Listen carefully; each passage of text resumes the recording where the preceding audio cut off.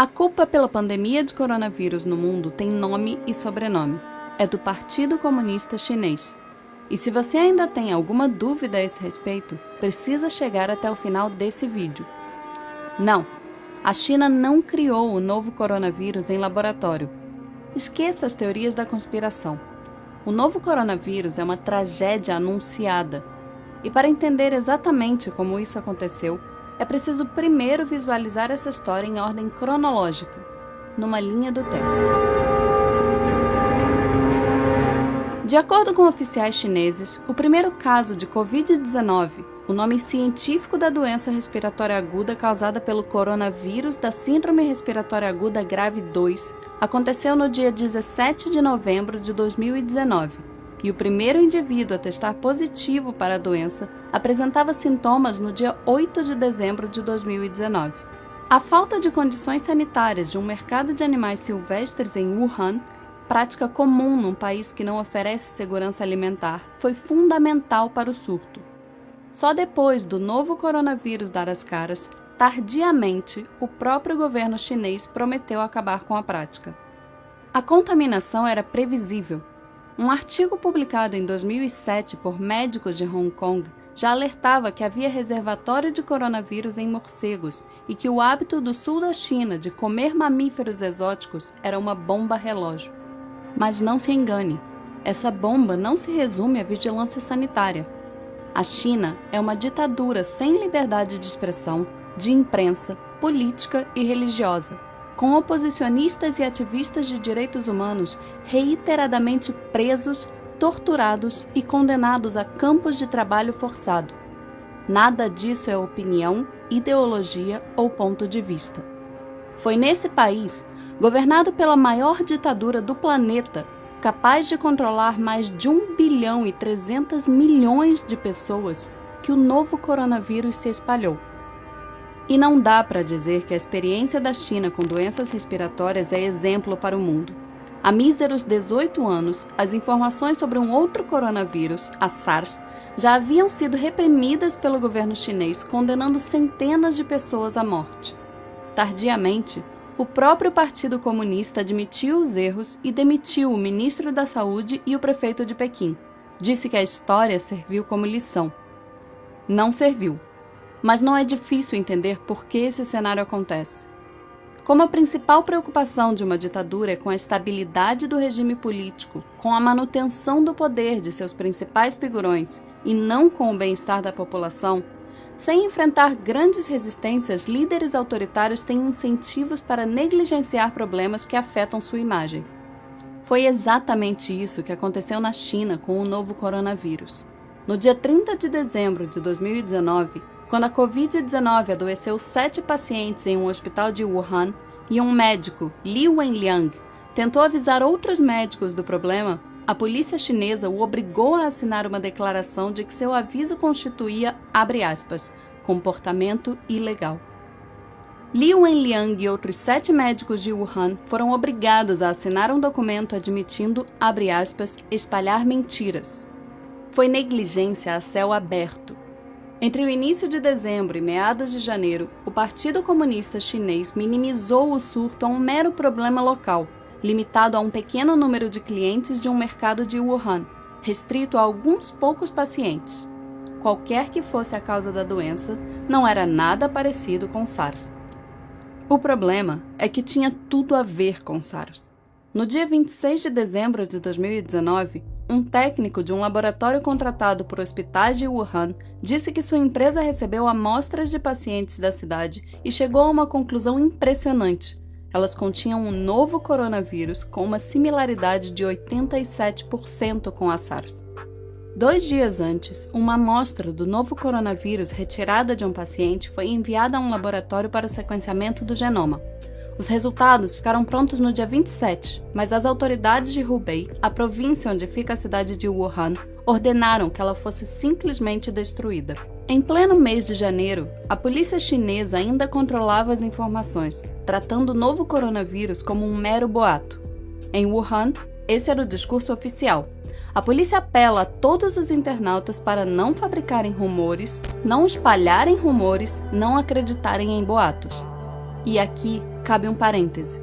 O Partido Comunista Chinês promove o maior ato de restrição à liberdade de expressão da história da humanidade. Cerca de 50 mil censuradores participam do processo de controle da internet no país, conhecido como Grande Firewall da China. No país, são oficialmente proibidos serviços como Google, Gmail, Facebook, YouTube, Wikipedia, Reddit, Instagram, Twitter e WhatsApp. Como o governo monitora os aplicativos permitidos, acaba controlando todo o conteúdo online e o tráfego de informações. E a vigilância não permanece restrita à internet. O Partido Comunista Chinês também controla todas as principais redações de jornal do país. Segundo a Reporters Without Borders, em 180 países listados, a China é o 177º em liberdade de imprensa. Não há acesso no país à BBC, New York Times, The Guardian, Wall Street Journal, Reuters, Time ou NBC. Controlando a internet e os veículos de imprensa, o Partido Comunista Chinês não teve qualquer dificuldade em atrapalhar o fluxo de informações da população sobre o coronavírus, colaborando ativamente para que o surto se transformasse numa pandemia. Li Wenliang, um médico whistleblower citado há alguns minutos nesse vídeo, só foi liberado da prisão no dia 3 de janeiro de 2020, depois que assinou um documento assumindo a prática de atos ilegais. Li contou à CNN que sua família se preocuparia se ele perdesse a liberdade. Como consequência da exposição ao vírus, isolado no trato de seus pacientes, Li acabou contraindo o novo coronavírus e falecendo aos 34 anos. Outro médico, Wang Wangbao, admitiu mais tarde que a especulação sobre um vírus semelhante a SARS era forte nos círculos médicos no início de janeiro desse ano, mas que as detenções dissuadiram muitos, inclusive ele próprio, de falar abertamente a respeito. E a comunidade médica não foi a única classe acossada pelo Partido Comunista. A imprensa independente, escassa no país, também sofreu represálias. Em fevereiro, 2 jornalistas chineses, Fang Bin e Shen Qiuxi, desapareceram depois de trabalharem na cobertura do coronavírus em Wuhan e denunciarem as supressões de informações e as ameaças do governo. Qiuxi entrou no topo da lista da One Free Press Coalition. A China só declarou emergência no longínquo dia 20 de janeiro. Quando Wuhan foi isolada 3 dias depois, já era tarde. O vírus estava sendo espalhado por todo o país, levado pelos 400 milhões de chineses que se preparavam para viajar para comemorar o Ano Novo Lunar, pronto para alcançar os 4 cantos do planeta. Durante quase 2 meses, enquanto o vírus se alastrava, o Partido Comunista Chinês aprisionou e intimidou médicos e jornalistas, controlou o fluxo de informação, minimizou os riscos do surto, não ampliou leitos de UTI, nem combateu mercados silvestres. Xi Jinping, o presidente da China, secretário-geral do Partido Comunista Chinês, comentou publicamente pela primeira vez sobre o novo coronavírus apenas no dia 20 de janeiro, mas já no dia 7, quase 2 semanas antes, durante uma reunião do partido, ele admitiu num discurso interno conhecimento do, abre aspas, novo coronavírus. Nesses 13 dias, enquanto negava o surto, o Partido Comunista Chinês organizou 2 grandes reuniões em Hubei e reuniu mais de 40 mil famílias num banquete em massa em Wuhan, na tentativa de bater um recorde mundial. Xi Jinping poderia ter evitado a pandemia. Apenas no dia 4 de fevereiro, assim como no episódio com a SARS em 2002, o Partido Comunista admitiu suas falhas, deficiências e dificuldades na resposta à epidemia e prometeu, abre aspas, melhorar nossas habilidades em lidar com tarefas urgentes e perigosas. Mas mesmo 2 meses depois do surto começar, depois da Organização Mundial de Saúde pedir repetidamente às autoridades chinesas dados sobre as condições clínicas dos médicos e enfermeiros de Wuhan, o governo chinês ainda tinha dificuldade em ser transparente com a comunidade internacional.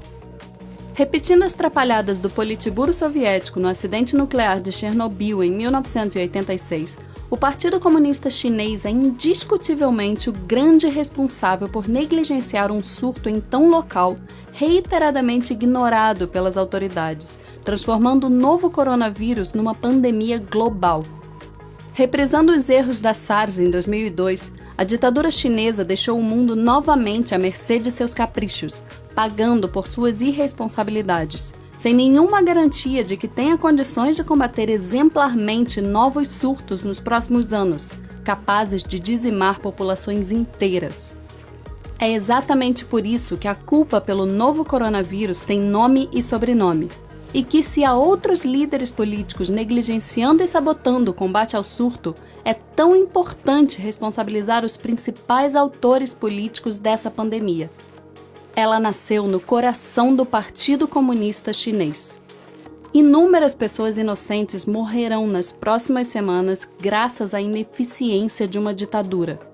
Outras tantas podem sucumbir nas próximas décadas, repetindo os estragos gerados pela SARS e o novo coronavírus, caso a humanidade continue cruzando os braços com os descasos da maior ditadura do planeta. A história será implacável.